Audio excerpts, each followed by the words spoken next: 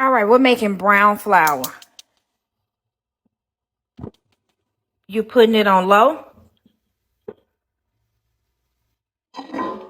There's nothing in here. It's just plain. Make sure it's low. I just grabbed some flour that I had in the pantry. Normally, I probably would use like an organic flour, but this flour is good too.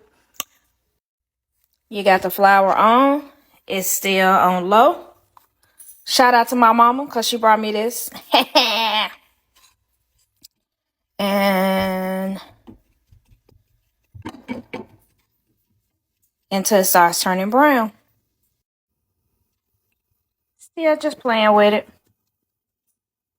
Y'all like that?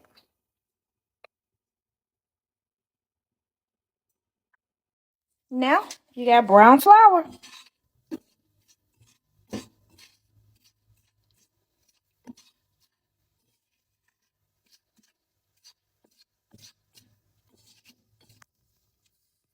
And now you have brown flour. And I normally keep mine in like a jar like this. And I keep it for my grandson when I make it.